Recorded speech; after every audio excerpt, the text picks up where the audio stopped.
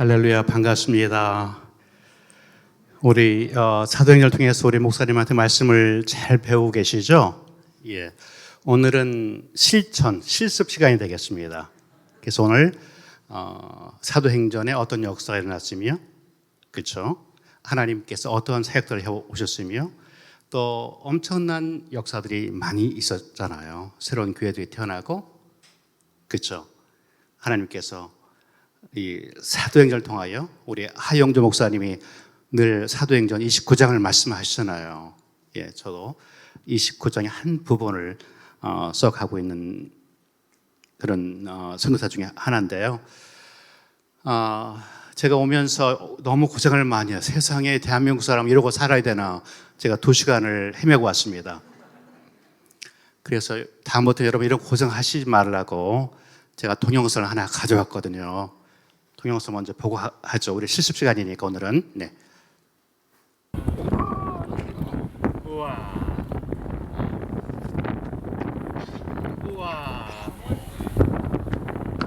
이거 제가 찍은 거예요. 차 2층에서. 예. 우와.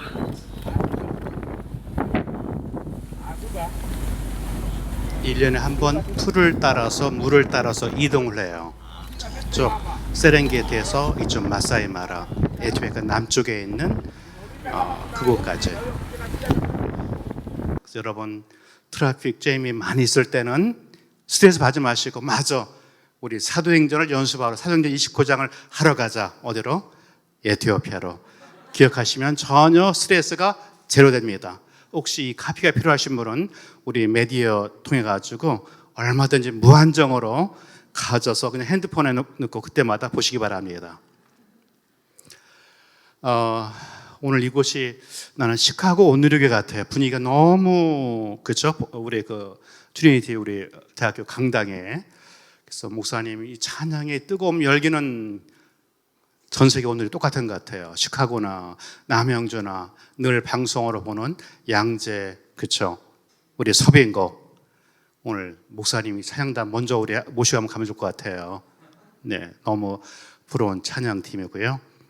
자, 우리 인사 한번 할까요? 테나스텔링 인도문은 아다라추. 아멘. 할렐루야. 예, 이렇게 인사를 드리면은 여러분 대답은 대하나 으그자베르 임머스가. 한번 따라서 한번 볼까요? 대하나 으그자베르 임머스간. 이 두 번째 단어가 하나님이라는 단어인데요. 으그제 아부 헤르. 좀 한 단어 쫙 길게 하셔야 돼요. 그렇죠? 남영주는 뭐 보통이잖아요. 우리 어썸 이런 훈련들 다 하잖아요. 미션 트레이닝, 그렇죠? 자, 한 번 더 연습하고 제가 인사할 테니까 오늘 실천이니까 오늘 시험을 봅니다. 각 분단별로. 네. 대하나 으그제 아부 헤르. 예, 연습이 목사님 많이 됐네요. 마지막에 임머스간. 무슨 말씀인가 하면요. 예, 맞아요. 목사님 때문에, 우리 장로님 때문에, 우리 형제 때문에 누가? 그 두 번째 단어가 누구죠? 예, 벌써 이 동네는 벌써 단어 연습까지 다 하고 왔어요. 하나님. 으그제 아부 헤르. 이 하나님께 찬양이 있을지어다. 영광을 돌릴지어다라고 인사를 해요. 누가요? 에티오피아 인구가 지금 얼마죠? 인구가 1억 2천만 명 중에서 약 한 3,500만 되는 두 번째 큰 부족 아마라 부족, 마지막 황제였던 하일레 슬라스 황제의 부족은 이렇게 인사를 해야 돼요. 이게 이제 공용어가 됐어요. 1억 2천만 명이 공용어를 배우면은 어떻게 한다고요? 우리 남영주 온누리교회 성도 여러분, 홀라츠눔 대하나츠 인사를 드리면, 예, 역시 시험 본다니까 여러분은, 예, 맞아요. 너무 쉽죠? 예, 대하나 으그자베르 임머스건이라고 대답을 해요. 이거는 인사만 해도 누굴 전해요? 예, 하나님. 맞아요. 우리 형제 때문에, 우리 자매 때문에 그 하나님이. 나는 이런 인사가 에티오피아 모든 부족에게 120 부족, 1억 2천만 명, 아직도 동서쪽의 이슬람, 지부티, 소말리아, 에리트리아, 남수단, 수단에 둘러싸여 있는 이들에게도 이 하나님 이런 인사를 할 수 있는 그런 축복된 나라로 다시 전파될 수 있기를 간절히 기도하고 있습니다. 여러분 이렇게 인사한 다음에 하나만 더 하면 이제 단기 선교는 끝난 거예요. 이제 엔데믹 돼가고 있으니까요.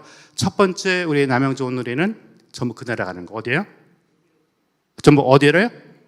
예, 벌써 대답 다 하셨어요. 에티오피아. 저는 뭐 묻기만 했지. 예, 대답은 여러분이 하셨습니다. 에티오피아. 자, 그 다음에 예수스 게타노. 이거 하나만 하면 이제 다 끝나는 거. 인사하는 거 했죠? 예수스 게타노. 우리 따라서 한번 할까요? 예수스 게타노. 여러분 예수스는 누군지 아시겠죠? 예수님은 게타. 주님. 노는 뭐예요? 노입니다. 그러니까 얼마나 쉬워요. 예수님은 게타이십니다. 다 하셨죠? 예. 예수스 게타 노. 예. 이제 선교 다 이제 복음 전할 준비를 다 끝났어요. 근데 여러분 이 알파벳을 배우는데 몇 개인 줄 아세요? 알파벳이요? 알파벳이 우리 한글은 몇 개? 24개. 영어는 26개. 우리 에티오피아의 공용어의 알파벳은요 330개가 됩니다. 이걸 다 외우셔야 아까 인사하고 예수 계통을 다 쓰고 있고 또 성경도 있고 하는. 그래서 어떻게 보면 가장 어려운 언어이지만은 정말 이 에티오피아 3000년의 기독교 역사를 가지고 있으면서 어떻게 이 복음과 언어를 통해서 하나님 앞에 가까이 나가려고 했는지 우리가 볼 수 있는 것은 그 단어 하나에 십자가를 넣은 단어가 있어요. 십자가를 넣은 베트 크리스찬이 저기거든요. 히브리어거든요. 베트라는 말이 집이에요. 뒤에 크리스찬이 모이면 뭐가 되는 거죠? 교회가 돼요. 베트 크리스찬.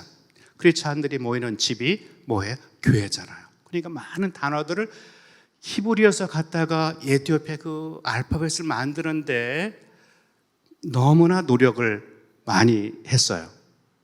그래서 지금 3000년의 이 역사를 통해서 가져온 이 에티오피아이지만은 참 하나님께서 어떻게 이 민족을 앞으로 계속 사용하실지 정말 저는 기도하고 또 기대하고 하나님의 일들을 저희가 간구하고 있습니다. 여러분과 함께 오늘 목사님과 함께 읽으신 말씀이 사도행전이죠. 성령 행전이라고 얘기하고 또 누가 의사가 우리 주님의 이 하신 일들을 보고 듣고 정확하게 의사의 눈으로 이 하나님의 말씀을 기록을 했다고 알려져 있습니다.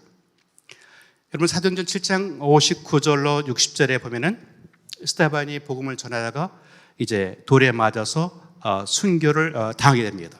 이어서 8장 1절로 2절에 보시면은 스데반의 죽임을 마땅히 여기던 세대가 이 사도행전 이 8장 초반부입니다. 이어서 3절로 4절에 보시면은 사울이 또 찾아서 누굴요? 이 성도들을 참멸할세. 그 마지막 남아있는 그 성도들을 믿음으로 따라가는 이들을 이 사울이 또 찾아서 참멸하는 이 시대가 사도행전 7장 마지막 사도행전 8장 초반부예요. 이어서 5절로 8절에 보시면은 마수사 시몬까지 믿고 따르는 역사가 일어나고요. 또 빌립의 전도로 온 석에 큰 기쁨이 일어나는 하나님의 성령의 역사가 일어나고 또 많은 더러운 귀신과 중풍병자와 이런 많은 안진병이 이런 기적이 일어나는 이런 하나님의 놀라운 역사가 일어나는 역사가 이 사도행전 초반부에 기록이 된 이후에 오늘 사도행전 8장 26절로 그 나라가 나와요. 어디가요? 에티오피아가요. 여러분 이 에티오피아를 여러분 기억하시는 게 뭐가 있죠? 우리 젊으신 분들은 그래서 커피 요즘 완전 이게 1번이더라고요. 옛날에는 성경이라고 그랬어요. 성경 60번 이상 언급된 나라가 어디예요? 에티오피아 했는데 요즘은 커피의 나라. 40가지 에티오피아 커피를 먹어본 분은 안 계시죠? 지금 한국에 6가지, 7가지가 나왔는데 얼마 전에 그 송정미 곽수관 목사님이 커피 컨테이너 2개를 수입을 해왔어요. 저와 함께 열심히 커피를 가지고 군 선교하고 이제 전도하고 있는데요. 8가지밖에 못 마셔요. 근데 에티오피아는 몇 가지가 있다고요? 40가지. 예.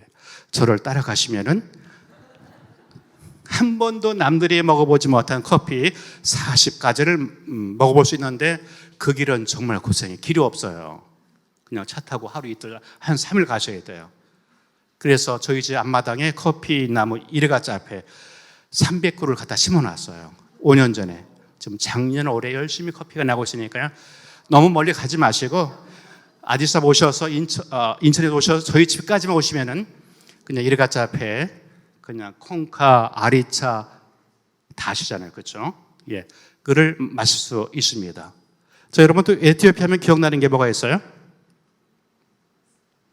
6.25 전쟁이 났을 때 UN 16개 중에서 가장 먼저 한국을 돕겠다고 결정한 나라가 어디 있어요? 어느 나라일까요? 에티오피아. 오늘은 전부 정답이 그 나라네요. 그렇죠? 에티오피아. 예. 또 여러분 에티오피아 하면 기억나는 게 뭐가 있어요?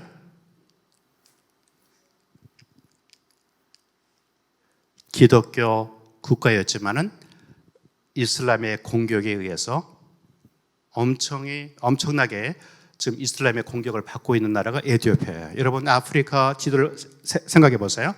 이 동아프리카의 홍해 바다를 사우디를 넘어서 홍해 바다를 건너자마자 제일 먼저 있는 나라가 지부티와 소말리아가 있어요. 그 바로 옆에 붙어 있는 나라가 에티오피아였습니다. 바다가 없어요. 위에 에리트리아, 수단, 남수단까지. 그래서 동서쪽은 이슬람이 지금 자리를 잡아서 어떤 통계에 보면은 55%가 이슬람이라고 얘기를 하고 있어요. 저희 개신교는 이제 8%, 10%, 12% 계속 선교 한 70년 만에 이 복음이 올라가고 있고요. 근데 놀라운 것은요, 6세기, 7세기에 이 모하마드가 사우디아라비아에서 이슬람을 이제 만들기 위해서 이제 시작을 하는데 수많은 사우디 사람들이 이 모하마드를 죽이려고 하니까 2년 동안 에티오피아 저 북쪽 아마라 우리 정교회가 잘 발전된 이곳에 피난 왔을 때 우리 정교회 사제들이 2년 동안 이 모하마드를 잘 섬겨서 2년 후에 다시 돌려보냈어요.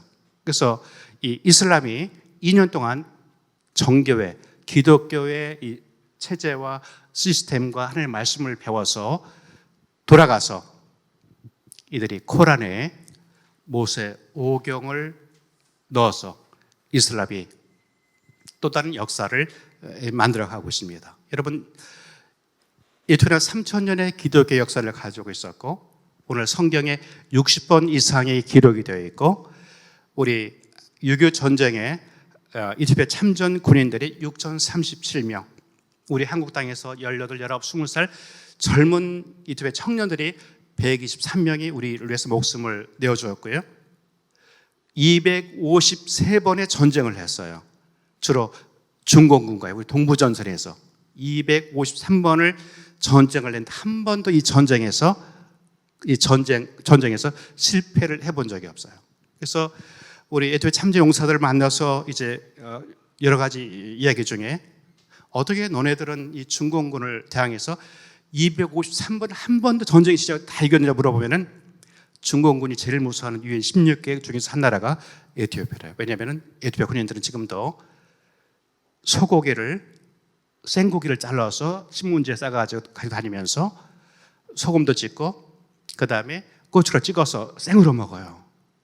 동부전선에서 전쟁을 하는 가운데 에티오피아 군인들이 주머니에서 신문지를 털어내고 뭐해요? 소고기를 잘라서 먹으니까 중국은 제일 무서워하는 게 이 아프리카 에티오피아 군인이었대요. 왜요? 제 아프리카 식인종들은 사람의 고기도 먹는다. 그래서 전쟁도 해보지 못하고 다 도망갔대요. 중국군들이. 그런 에티오피아 군인들이에요. 누가요? 마지막 황제 근위대에 6,037명의 스페셜한 그 보디가드, 보통 일반 군인이 아니고 특별히 훈련된 이 군인들을 우리 한국 전쟁에 파송을 해 주었어요. 대부분의 이 우리 참전 용사들이 좀 하나님을 잘 믿는 분들이고요. 하나님을 잘 섬기는 분들이고요. 정말 얼마나 믿음이 좋은지 지금도 한 150명이 살아 계신데 저희가 참전 용사들 집을 개축해 주고 최근에 화장실을 이제 좌변기를 개축해 드렸는데 온 동네에 소문이 났어요. 한국에 다녀온 저 군인들이 한국에서 온 형제들 와가지고 양변기라고 하죠. 물 푹 내면은 그냥 물이 다 빠지는. 대부분이 80, 90세 다 넘으셔가지고 일어서지를 못해요. 그래서 이 양변기 때문에 그 우리 참여용사들이 사는 코리안 빌지에는 소문이 났어요. 왜? 한국 전에 가서 싸고 왔는데 아무도 돌보지 않는데 한국의 형제들이 와서 집을 다 고쳐주고 화장실도 양변기로 해주고 위에는 물통 달아서 샤워할 수 있도록. 전쟁 끝난 70년 만에 우리 한국이 빛을 갖고 있어요. 이분들이 얼마나 믿음이 좋은지 참전용사마다 정말 성경 말씀, 물론 종교인들도 많이 계시지만은 그 믿음으로 살려고 하는 이런 분들이 참 많이 있습니다. 자, 여러분, 또 이티오피아는 성경에 60번 이상 언급됐다라고 말씀 제가 드렸죠. 제일 처음 나온 것이 어디인 줄 아세요? 물론 에티오피아의 직접적인 번역은 아닌데 구스라는 단어인데요. 창세기 2장 13절에 보시면 하나님께서 에덴 동산을 만드시고 강을 4개를 만들었는데 두 번째 강의 이름이 기온 강이라 구스 땅 온 땅을 적셨다라고 얘기하고 있어요. 구스. NIV 성경에 보시면은 The Land of Ethiopia라고 번역을 해놨어요. 그래서 그 밑에 많은 금과 이런 것들이 나온다고 성경에 써 있거든요. 이걸 어떻게 중국 사람들이 봤는지 중국 30만 명이 지금 이집트에 와가지고 길은 다 지금 다 파놨어요. 금광을 찾는지 기찻길을 만드는 건지 고속도로를 만드는지 원조를 엄청나게 많이 도와줘가지고 30만 명이 지금 에티오피아 없는 곳에 없어요. 길은 다 뚫어놨어요. 기찻길도 아디스아바바에서 그 지부티 한국까지 8시간입니다. 옛날에는 이틀 3일 가던 길을요. 그 가스광을 개발을 해서 지부티 한국까지 가스를 그대로 가져갈 수 있더라고요. 그래서 에티오피아는 지금 가스를 개발해 놓고요. 또 유전을 개발해 놓고요. 또 많은 금은 이런 철광석들을 개발을 해 놨습니다. 여러분 또 에티오피아는 역대하 9장 1절로 9절에 보시면은 어떤 말씀이 나오고 있죠? 에티오피아의 시바 여왕이 솔로몬 왕의 영예를 듣고 정말 만나기를 소원하죠. 왜냐하면 시바 여왕이 그 당시 살 때는 중북부 아프리카 옆에 예멘, 사우디까지 다스리던 그런 왕이었대요. 여왕이요. 그래서 솔로몬 왕을 만나기 위해서 에티오피아에서 터널을 뚫어서 홍해 바다를 건너고 사우디아라비아 사막을 건너서 예루살렘에 도착합니다. 지금 비행기로 4시간이면 가는데 그때는 몇 달을 가겠죠. 솔로몬 왕을 만나기 위해서. 그래서 솔로몬 왕을 만나고 궁금해했던, 우리 성경에 있는 궁금했던 것을 다 질문을 하고 이제 성경이 있나, 여기부터는 성경이 없고요. 저 이티오피아의 그 삼국유사 같은 크브라 느그스라는 왕들의 역대기가 있어요. 여기 책에 기록된 것은 뭔가 하면은 아프리카에서 온 여왕이 너무나 아름답거든요. 시바 여왕이. 그래서 솔로몬 왕이 약속을 했어요. 이곳에 내가 이제 만천을 베풀 텐데 아무것도 건드리면 안 된다고. 만약에 뭐라도 하나 건드리면은 왕의 이야기를, 왕이 요구하는 것을 들어줘야 돼요. 그래서 만천을 베풀고 이제 시바 여왕이 이제 숙소로 들어가셨는데 음식에 아주 짠 음식을 많이 넣었다는 거예요. 그래서 숙소를 나오지 않았어야 되는데 숙소를 나왔기 때문에 솔로몬 왕의 명령을 이제 어긴 거예요. 그래서 에티오피아 역사가 솔로몬 왕과 스바 여왕에 의해서 난 첫 번째 아들 멜레르크 1세가 에티오피아의 첫 번째 황제가 됩니다. 그리고 최근에 돌아가신 하일레 슬라스 황제가 253대가 돼요.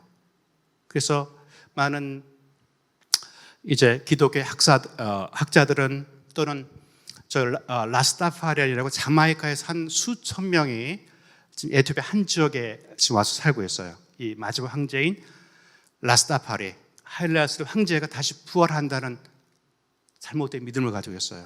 그 반말리 레게 음악하는 이분들은 전부 다 이디오피아의 샤샤만이라는 한 지역에 와서 살고 있어요. 왜냐하면 조만간 마지막 황제였던 라이언 오브 주다, 유대의 사자가 부활한다는 그런 믿음을 가지고요. 그래서 이디오피아는 첫 번째 황제였던 멜리세덱 1세로 시작해서 하일레 슬라스 황제 죽음까지 해서 이 계보를 계속해서 이어나가고 있습니다. 여러분, 어떻게 보면 성경의 말씀에 맞지 않는 그런 이야기인데, 이디오피아는 지금도 솔로몬 왕의 피를 받은 그 민족으로 정말 자부심을 가지고 살아요. 그래서 그 말씀을 가지고 시편 68편 31절을 보시면은 방백들은 애굽에서 나오고 구스에 있는 이디오피아 사람들은 두 손을 들고서 하나님 앞에 빨리빨리 오리라는 시편 기자의 말씀이 있어요. 오늘 그 말씀에 이어서 오늘 사도행전 말씀이 계속 연결되는데요.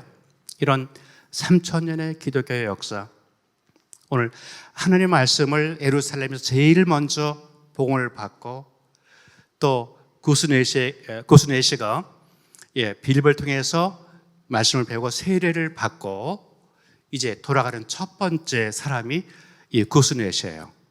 그때까지 이 사도행전까지는 이 예루살렘이 이제 복음의 시작이 되어서 땅 끝이 이 구스 땅, 에티오피아 땅인 줄 알았어요.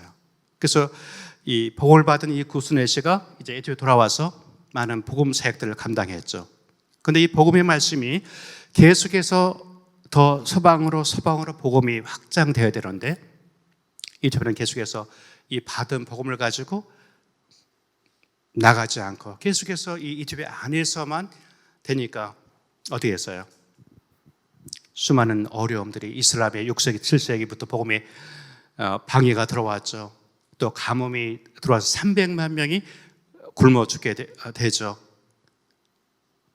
거기다가 내전까지 들어왔죠. 거기다가 러시아와 중국, 그다음에 북한에 의해서 이티오피아가 17년 동안 공산주의를 당하고 모든 교회가 전부 문이 닫히고 그중에 있던 소수의 선교사들이 전부 추방을 당하는 그런 어려운 환경이 에티오피아가 되어버렸어요.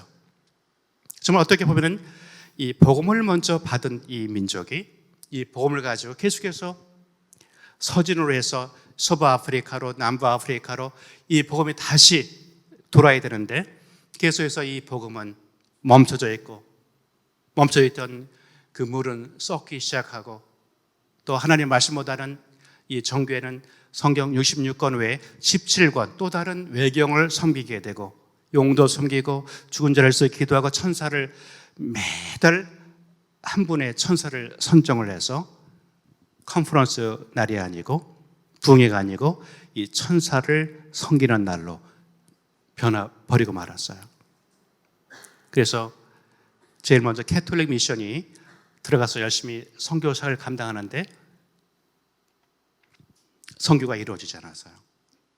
저희 개신교가 선교가 들어가서 이 복음의 문을 열기 시작을 했어요.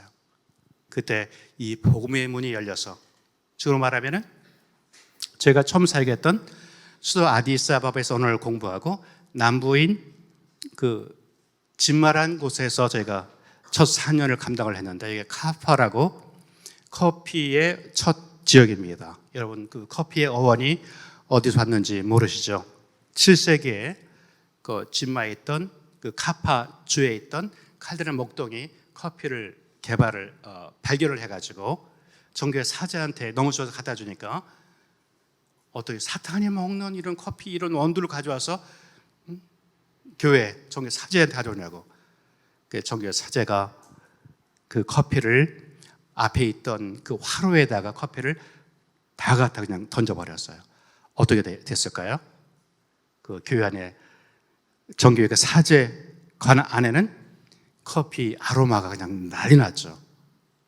그래서 커피가 시작된 이 카파에서 저희가 첫 4년을 교회를 개척하고 공산주의 때문에 전 신학교를 다시 만들고 또 각 부족에 있던 신학생들을 전부 뽑아서 저희 신학교에서 2년째 바이블 칼리에서 공부를 시켜서 또 각 부족의 이 교회를 개척해 나가는 사역들을 감당했습니다. 그래서 이 복음이 계속해서 내륙으로 들어가다가 이 저희 첫 번째 초대 성사님들이 아디스아바바로 가야 되는데 길이 없으니까 아디스아바바로 올라가지 못하고 이 남쪽인 시다모, 이르가짜페 이름 많이 드셨죠? 뭐 이디야 커피, 그죠?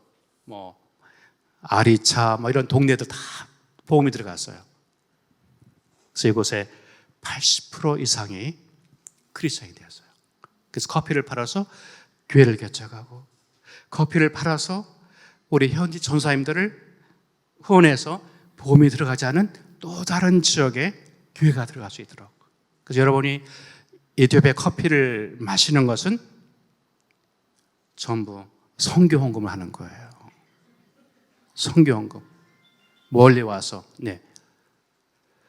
정말 하나님이 하시는 일들은 정말 이해가 할 수 없습니다. 왜냐하면 이미 동쪽 이슬람, 서쪽 이슬람, 아이사바에서 북쪽은 전부 다 정교회가 자리잡고 있기 때문에 저희 개신교 선교사는 어디로 가요?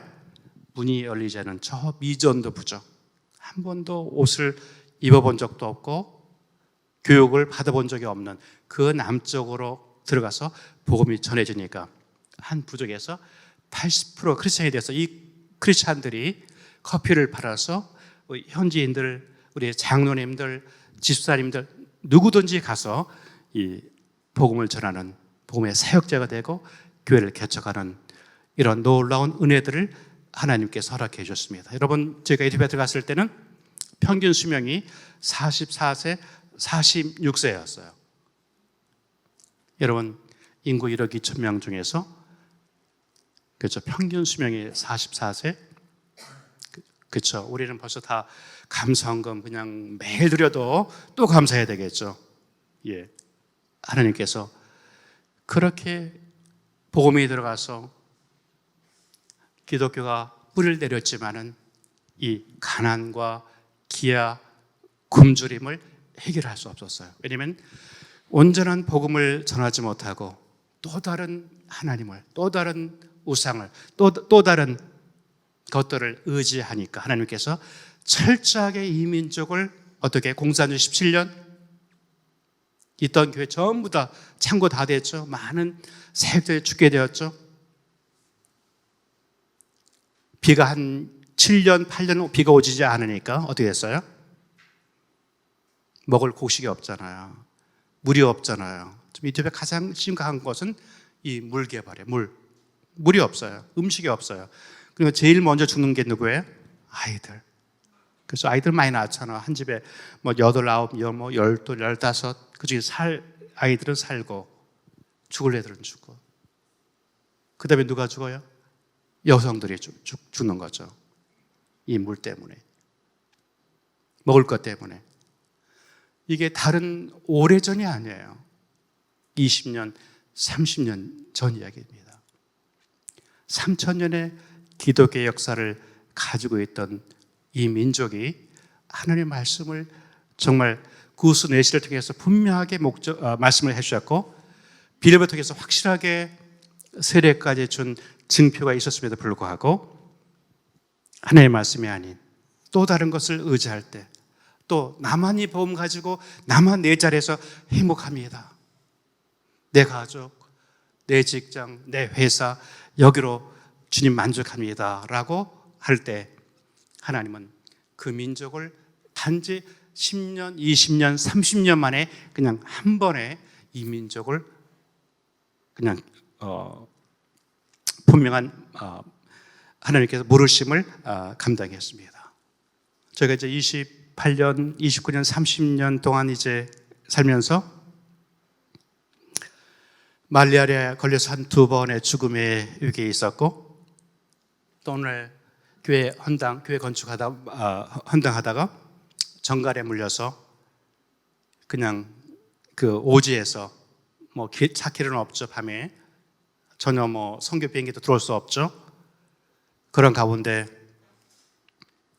이유를 알 수 없는 그런 죽음을 가지고 이제 한국에 들어와서 세마니아 병원에 여기저기 병원에 입원을 해서 해봤지만은 저를 살 수 있는 방법은 아무것도 없는 거예요. 온몸은 고통이요. 약은 듣지 않죠. 검사를 하면 할수록 아무런 방법이 없는데 하나님께서 저에게 또 다른 하나님의 방법을 허락해 주셔서 제가 그 결단을 가지고 다시 회복하는 가운데 이 선교지에 들어간 지 이제 28년, 29년, 30년 동안 하나님의 사역을 감당하도록 하나님께서 은혜를 허락해 주셨습니다. 제가 많은 말씀보다는 제가 준비해온 그 파워포인트를 좀 보면서 하나님께서 어떻게 이 사역들을 감당하셨는지 좀 한번 파워포인트를 보여주면 좋겠습니다.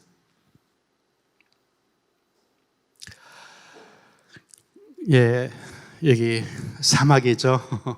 예, 이 사막에 여러분이 떨어졌다고 한번 생각을 해보세요. 저희도 초창기에 그쪽 공사일이 끝나고 유튜브에 딱 떨어졌는데 정말 아무런 선교 시작점이 없더라고요. 예, 사막도 많이 있고요. 이슬람의 공격도 많고요. 여기저기 사막 가운데 이제 소금을 캐는 이 사막에서 이들을 만날 수도 있고요. 요즘 한국에 와보니 가장 인기 있는 우리 젊은이들의 꿈이 뭔가 하면은 두 가지래요. 사막에 가서 마라톤 하는 거 하고요. 또 다른 우리 젊은이들은 자동차 경주래. 파리에서 시작해서 어디죠? 저기 아프리카, 북아프리카까지 운전해서 그게 꿈이래요. 그 제가 한번 파워포인트를 만들어 봤는데요. 아마 이런 텐트 치고 이제 하늘에 이 별들을 보고 싶은 꿈들이 있나 봐요. 아마 다 선교사 후보생 같아요, 이분들이. 마라톤 경주하고 싶어가지고요. 자, 이 정도는 운전을 해봐야 운전을 했다고 그러겠죠. 예, 그 다음 장. 예, 이런 것도 좀 해보고요. 예, 이거 사진은 제가 이제 주일학교 교사를 열심히 섬기다가 소명을 받고 훈련을 받고 목사 안수를 받고 이제 선교사가 됐죠. 네. 자, 여기가 아프리카인데요. 저기 이 노란 저곳이 이제 영국의 영향을 받았는데 이티오피아만 한 번도 정복을 당하지 않은 나라예요. 그래서 그 솥불, 혼 오브 아프리카라는 그 나라들이 에듀에 둘러싸여 있죠. 지금 저곳이 아마 이슬람이 가장 공격적인 곳이에요. 그래서 이티오피아만 무너지면은 이 북아프리카는 이미 다 이슬람으로 다 점령이 다 됐어요. 네. 예, 목사님 기억하세요? 2009년 12월 달에 제가 아까 말씀드린 말레리아 2번,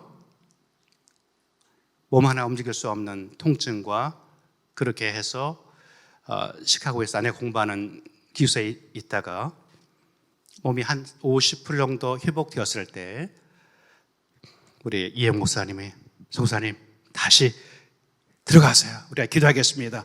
들어가면 살 수 있습니다. 예, 이때 제가 50kg까지 빠졌어요. 뭐 식사하는 건 뭐 아무것도 안 되고 저런 하나님의 은혜가 있었습니다. 예, 우리 교회 개척과 헌당 예배 때 뭐 여기저기 길거리에 이런 벌레들이 널려 있죠. 네. 자, 여기서부터 우리 그 장례 성선이 나와서 좀 슬라이드 설명을 좀 해주겠습니다. 안녕하세요. 장은혜 선교사입니다. 남편이 2년 동안 시카고에서 몸이 아파가지고 회생불능 병명이 없이 몸이 아픈데 누워서 계속 있었어요. 아침에 눈 떠서 일어나는 걸 감사하게 생각하세요. 저희 남편이 2년을 잠을 잤는데 아침에 일어나질 못해요. 힘이 없어서. 그거를 2년을 제가 이제 박사 논문을 쓰면서 남편이 아팠는데 그때 정말 울면서 기도 많이 했어요. 하나님, 우리를 선교사로 불러주셨는데 부르신 것은 하나님이신데 우리의 이 선교사로 부름 받은 다음에 이 결과가 이런 모습이라면 하나님의 영광이 가립니다. 하나님의 영광을 가리는 것이 저희가 너무 부끄럽습니다. 선교지로 돌아갈 수 없다는 것 자체가 하나님 영광 가립니다라고 기도를 했고 정말 죽으면 죽으리라 일어나질 못하는 사람을 끌고 이디오피아로 들어갔어요. 근데 할렐루야 하나님께서 몸을 회복을 시켜주시는 선교지에 오히려 들어가니까 몸이 회복이 되는데 저희가 이제 장례식, 저희 사역자들 장례식에 갔다가 제가 이제 눈병이 걸리게 됐어요. 근데 이 눈병이 눈이 점점 부어오면서 이 고통이 또 말할 수가 없더라고요. 그러니까 저희 남편 우리 박정국 선교사가 놀래가지고 긴장을 하면서 회복이 되기 시작했어요. 이 아내를 살려야겠다는 마음에. 그러니까 한 사람이 회복되면서 제가 또 눈이 이렇게 되더라고요. 그래서 그 다음 보시면은 눈이 여기가 그 고름이 차가지고 여기까지 붓다가 이제 제가 케냐로 그 갑자기 이머전시로 이베큐에이션을 했는데 감사하게도 케냐에 가서 미국 그 의사를 만났는데 자기가 30년을 아프리카에서 환자들을 봤지만 이런 병은 처음 봤다. 그래서 바이러스가 너무 심한 게 눈에 들어갔는데 이거를 이디오피아에서 약이 없어 항생제가 없어가지고 고치질 못하더라고요. 근데 그 미국 의사들이 보고 이게 뇌로 가면 생명의 위험이 있다 그래서 당장 케냐로 내려가라는데 케냐에 가니까 항생제가 유럽에서 온 항생제가 있더라고요. 에티오피아는 그런 약이 없어서 저거 항생제만 잘 맞으면 되는데 그래서 케냐에 내려와서 또 한 달 치료를 받고 그 다음 볼까요? 눈이 저렇게 회복이 됐어요. 그래서 너무 감사하고 제가 그 몇 달을 이제 케냐에서 이제 회복하는 동안에 저희 남편은 하나님께서 저희 남편에게 힘을 주셔가지고 회복하게 또 저를 돌보게 하셔서 이게 정말 하나님께 너무 감사하고 우리를 선교사로 부르셨는데 하나님께서 회복시키시는 그 영광을 보시고 또 저희가 찬양할 수 있게 하시고 그런 그 고통의 순간들을 통해서 더 믿음을 단단하게 하시고 이디오피아 땅에 남을 수 있도록 하셨다는 것에 감사드립니다. 근데 이디오피아는 길이 없어요. 식민지가 그러니까 유럽의 식민지를 당하지 않은 나라는 인프라스트럭처가 전혀 없어요. 그 제일 힘든 것 중에 하나가 길이 없다는 거. 그래서 저희가 7년 동안 차가 없었어요. 이디오피아는 저런 사륜구동차를 살려면 1억이 들어요. 초기 선교사일 때, 신참 선교사일 때는 1억을 모금하는 게 굉장히 힘들더라고요. 그래서 7년을 저희가 걸어 다니면서 그 다음에 그 현지인들하고 똑같이 나귀 타고 다니면서 복음을 증거했는데 오히려 그게 더 은혜가 됐던 것 같아요.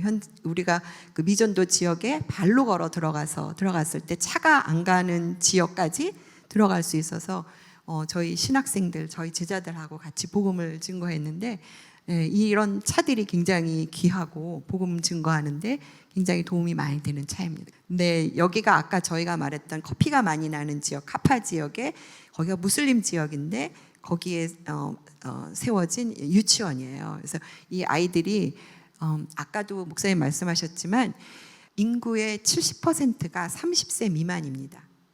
아까 그 평균 연령이 44, 46세라는데 교회 가는 데마다 아이들이 수천 명씩 돼요. 그 지역 가는 데마다 아이들이 수천 명씩 저희들을 따라다니는데 저희가 크게는 어린이 전도 집회를 12만 명을 데리고 한 적이 있어요. 네, 동원을 했어요. 동원을 했는데 그렇게 아이들이 많아요. 그래서 이 말은 아이들이 많고 젊은이가 많다는 말은 미래가 있다는 거예요.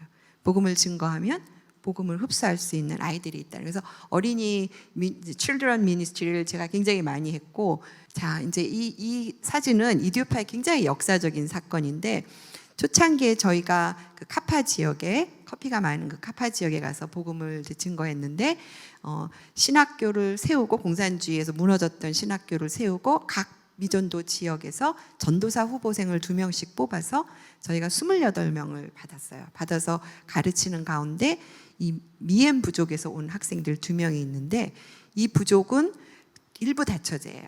일부 다처에서 복음을 받아들였는데 부인이 서너 명, 5명씩 이렇게 되니까 그럼 이 사람을 세례를 줘야 되냐 말아야 되냐 이제 이런 이슈가 굉장히 있었어요. 그래서 이제 교단하고 저희 선교부하고 상의를 한 끝에 이게 7년 동안 복음을 증거하고 내 첫 번째 아내만 데리고 살겠다. 나머지 아내들은 정리를 해서 같이 몸을 섞어서 살지 않고 그렇지만 그 자녀들과 부인들은 내가 케어해 주겠다.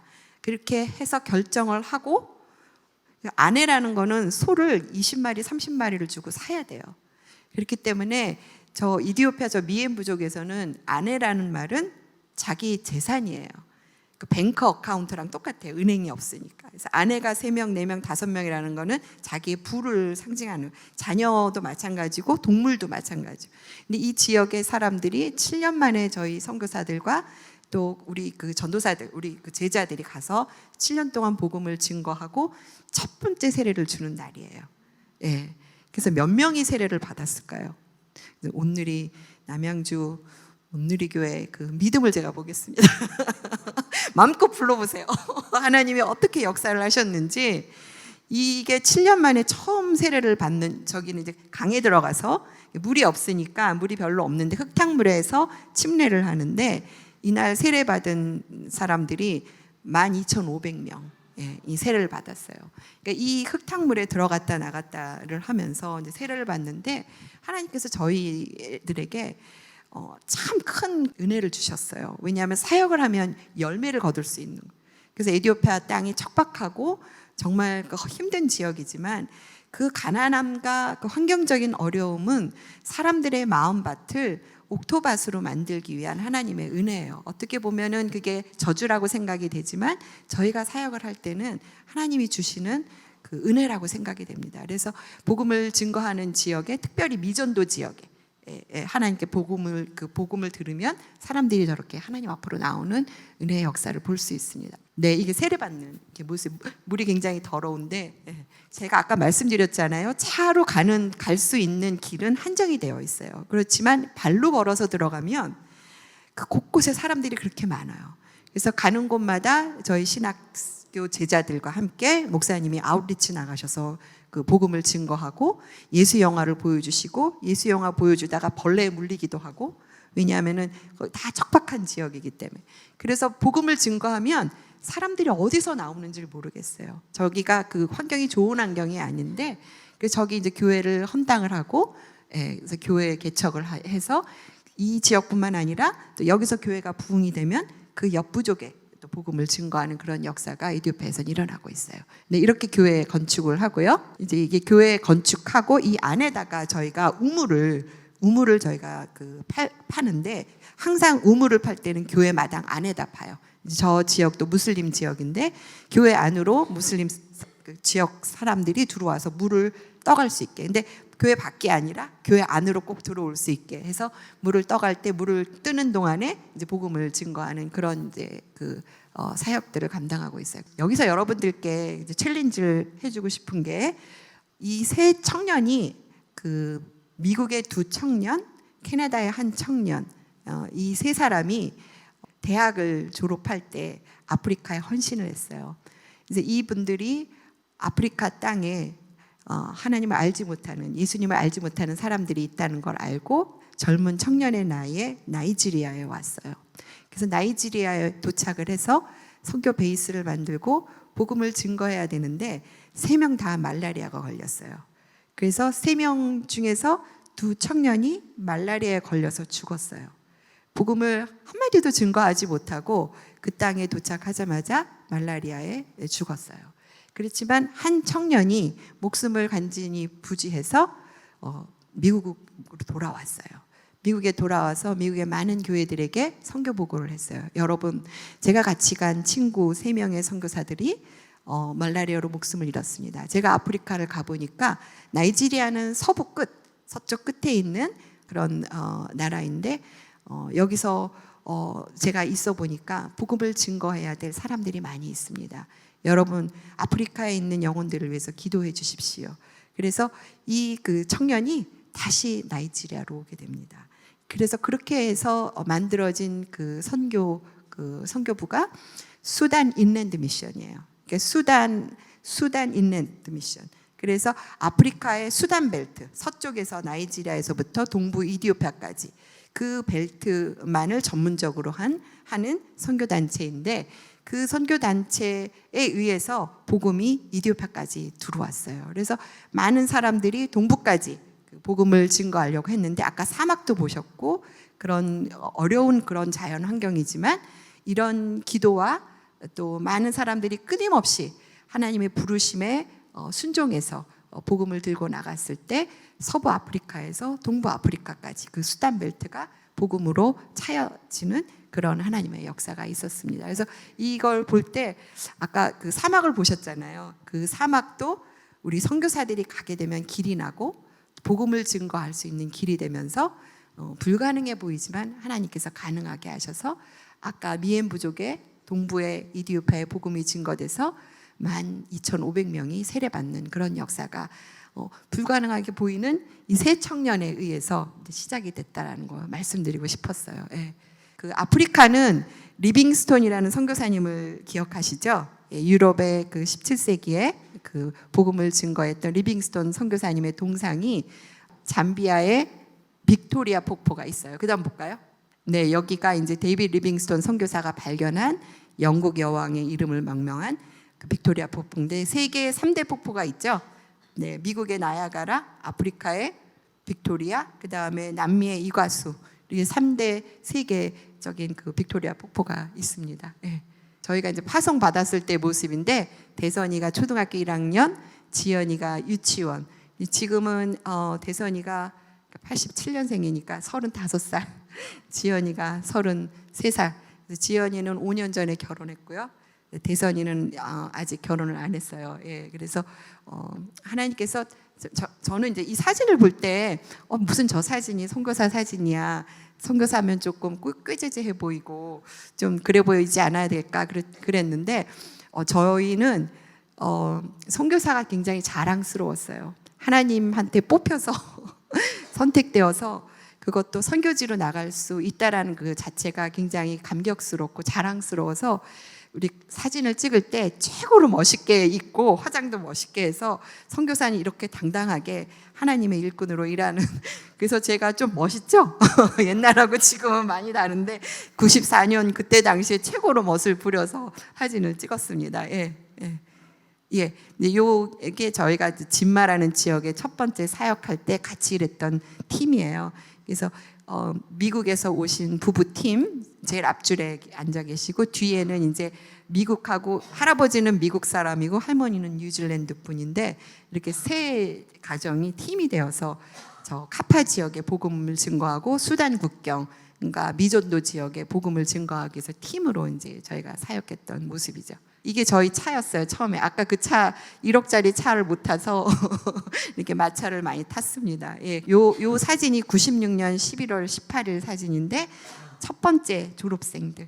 그래서 각 부족의 그 지도자 후보생, 전도자 후보생 2명씩을 뽑아서 여기서 이제 가르쳤는데 이게 96년 사진인데 지금 20년이 지났잖아요. 근데 여기서 이렇게 보시면 여기서 총회장도 나와 있고요. 노회장도 나와 있고 또 앞줄에 그 아기 안고 앉아 있는 사람은 인도 선교사, 네, 인도로 선교사. 그다음에 여기서 파키스탄, 캄보디아로 간 우리 이디오피아 선교사들이 많이 있어요. 저희가 가르친 제자들이 이렇게 20년 이렇게 세월이 지나가다 보니까 하나님께서 이들을 성장시켜 주셔서 이들이 지도자로 세워지게 됐고 또 뒷줄에 가운데 있는 그 검정색 옷 입은 청년은 가스펠 싱어예요. 전국을 돌아다니면서 자기가 찬양을 작곡해서 기타 하나 들고 전국 투어하면서 복음을 증거하는 사역자이고 이게 너무 감사해요. 저희들에게 주신 열매들 이 제자들을 통해서 복음이 더 편만하게 증거될 수 있게 하심에 감사를 드립니다. 요거는 이해 졸업생. 예. 여기는 이제 멀시 부족인데 이 부족의 사람들 이게 교회예요. 사실은 나무 밑에서 예배드리는 모습. 그다음 뭐죠? 네, 이렇게 길이 없는 지역은 경비행기를 타고 우리가 미존도 지역으로 가기도 하고 남양주 온누리교회가 이렇게 차고 넘치고 끝이 보이지 않는 그런 교회가 되기를 축복합니다. 네. 이게 저희는 1년에 몇 번씩 부흥회를 하는데 부흥회 할 때 저 사람들이 걸어서 와요. 며칠씩 걸어서. 그리고 저기서 그냥 자요. 그 바닥에 그냥 이 풀바닥에 누워서 자면서 복음을 듣고 그다음에 마이크 시스템이 안 돼 있으니까 라디오를 이렇게 틀어가지고 그걸로 이제 끝까지 들리게 하고 사람들이 다 풀바닥에 그냥 앉았어요. 이게 이제 부흥회 하는 모습인데 끝이 보이지 않죠. 여기서 복음을 증거할 때 이 사람들이 또 녹음을 다 해요. 녹음을 다 해서 그 녹음을 해가서 자기 부족에 가서 다른 사람들한테 또 들려줘요.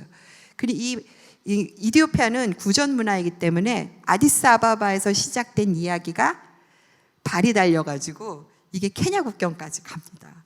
그 다음에 아디스아바바에서 유행한 가스펠송이 이게 발이 달려가지고 케냐 국경, 수단 국경까지 가요.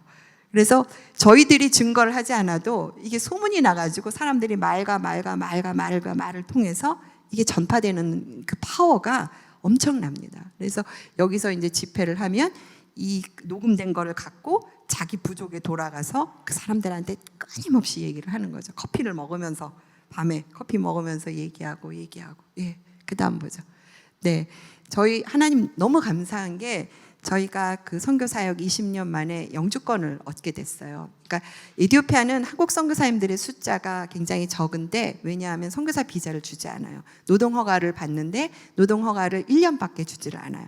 그래서 매년 노동 허가를 바꿔야 되는데 하나님께서 저희에게 영주권을 주심으로 말미암아 그 비자로 어려움 겪지 않. 이거는 또 하나님께서 주시는 신호입니다. 너희는 여기서 영원히 영주하면서 복음을 전해라라는 하나님의 사인이에요. 그래서 너무 감사해서 저희가 솔로몬과 시바 여왕의 옷을 입고 좀 폼을 좀 내봤습니다. 예, 그다음 볼까요? 네, 이게 영주권이고요. 자, 이게 저희 집이에요. 저희 집이 이제 신학대학 안에 사택에 이제 선교사님들 사는 사택이 있는데 저희 집이에요. 그래서 여기 이제 아침 브렉퍼스트, 이디오피안 커피 앤 워플 워플로 저희가 아침을 먹고 있어요. 네, 그래 이게 이디오피아 음식이에요. 이디오피아 인제라라는 음식인데 이디오피아 사람만 먹는 음식, 손으로 띄어서 먹는 부침개인데 굉장히 맛있어요. 저걸 먹고 나면 커피를 먹죠. 이디오피아 커피는 에스프레소 같이 진한 커피를 먹는데 각 그 가정에 초대가 되면은 커피를 끓여줘요. 예, 끓여주는데 at least 3잔은 드셔야 돼요. 3잔을 먹는데 3잔 먹고 나면 속 되게 쓰려요. 2잔 정도 먹고 3잔째는 좀 반만 비워놔야 돼요. 예, 예. 그래서 여기 이제 소금을 넣어 먹기도 하고 설탕을 넣어 먹기도 하고 버터를 넣어서 먹기도 하고. 네, 그래서 여러 가지 방법이 있어요. 예. 저희 집에 온 원숭이에요. 처음엔 2마리 왔는데 새끼가 생겨서 3마리. 제가 또 농사도 잘 져요. 왜냐하면 한국 그 그로서리가 없어서 제가 이제 농사를 짓는데 알타리를 심었는데 무가 돼서 나왔어요. 이게 바나나 나무, 집에서 바나나도 따먹고 이게 저희가 심은 그 커피 나무예요. 그래서 지금 이제 거의 5년 됐거든요. 3년째부터 꽃을 피는데 5년째 되면은 열매가 많이 나와요. 그래서 저희 집에 오시면 예가채 커피를 드실 수 있습니다. 제가 볶아서 다 해드릴게요. 이디오피아 집들이 아까 경비행기 타고 가면서 보는 집들인데요. 버섯 모양 같아요. 예. 이렇게 가는 곳마다 복음을 증거하고 또 사람들이 하나님 앞으로 돌아오는 이런 기쁨을 주셨고요. 그 에티오피아에는 대학교가 하나가 있어요. 이제 국립대학교가 한 군데가 있는데 이게 아디스아바바 대학교예요. 여기는 전국의 수재들 5만 명을 국비장학생으로 이제 숙식을 다 해결해주고 장학금을 줘서 5만 명의 학생들을 이 나라의 지도자로 키워요. 그런데 제가 시카고 있을 때 시카고 교회들과 이제 이렇게 좋은 관계를 맺으면서 아디스아바바 대학교에 각 단과대학별로 크리스천 펠로우십이 있는 걸 제가 알았어요. 그래서 거기 가서 신입생 오리엔테이션 때 제가 말씀을 증거할 기회가 있었는데 단과대학별로 모임이 잘 되어 있는 거예요. 의과대학, 그다음에 사범대학, 자연과학대학 이렇게 있는데 이 학생들이 성경이 없어요. 이디오피아는 그 인쇄소가 없기 때문에 이제 성경이 없는데 그 성경이 없어서 시카고에 있는 한인 교회들에게 부탁을 했는데 부활절 연합 예배 때 헌금을 모아 주셔가지고 아디스아바바 대학의 학생들에게 성경을 보내주셨어요. 그래서 여기서부터 대학교 사역이 시작이 됐는데 저는 20년 동안 신학대학과 신학대학원에서만 교회 지도자를 키우는 사역을 했는데 하나님께서 이 대학의 교수로 사역할 수 있는 기회를 주셨어요. 그래서 제가 아디스아바바 대학교 내에 그 개발협력대학원에서 교수로 일을 하게 됐어요. 이 안에 있는 학생들이 전국의 수재들입니다. 그리고 이 학생들이 졸업을 하면 정부에 2년 동안 봉사를 해야 돼요. 한국에서 군대 봉사하는 것처럼 국비 장학금을 받았기 때문에 전국으로 그 공무원으로 파견이 되어 나가는데 이 학생들이 4년 동안에 학교 안에 기숙사에 머물러요. 갈 데가 없어요. 여기가 완전히 황금어장이에요. 저는 교회 지도자들만 계속 신학 교육으로 교수 사역을 했는데 하나님이 여기다가 보내주신 이유는 이 나라의 지도자들을 키우기 위해서, 이 나라의 지도자들이 복음을 받고 이 4년 동안 캠퍼스에 있는 동안에 인생이 변화가 되어서 각 지역으로 나가서 복음을 증거할 수 있도록 하나님 이 자리에 주셨고, 이 아디스아바바 대학교 교수들은 장관으로 가는 지름길이에요. 그래서 여기 교수들이 장관으로 가든지 유엔으로 가든지 그 각 그 인터내셔널 기구에 전부 다 이제 가는 그런 코스인데, 하나님이 제게 이 5만 명의 학생들을 제게 붙이셨습니다. 그리고 교수들을 제게 주셨습니다. 그래서 이것이 우연이 된 것이 아니라 제가 그 신학대학원을 박사를 공부를 했지만 이 안에 그 세큘러 유니버시티에 들어가서 학생들을 가르치는데 여러분께서 기도해 주셨으면 좋겠어요. 이 나라가 가난의 이미지에서 바꾸고 이 나라가 변화되기 위해서는 지도자가 바뀌어야 돼요. 그래서 우리 선교사의 힘이 아니라 이 지도자들이 복음을 받고 이 나라를 크리스찬 국가로 이끌어갈 수 있도록, 그리고 지금 현존하는 그 대통령과 수상 강요들이 지금 크리스찬 리더십으로 되어 있어요. 여러분들이 기도해 주셨으면 좋겠어요. 이 나라가 크리스찬 하나님의 파워를 다시 회복해서 복음으로 판반돼서 이 나라가 발전되고 많은 지도자들이 세워져서 인근 무슬림 국가의 복음도 증거할 뿐만 아니라 이들이 선교사로 나갈 수 있도록 그렇게 기도해 주셨으면 참 좋겠습니다. 감사합니다.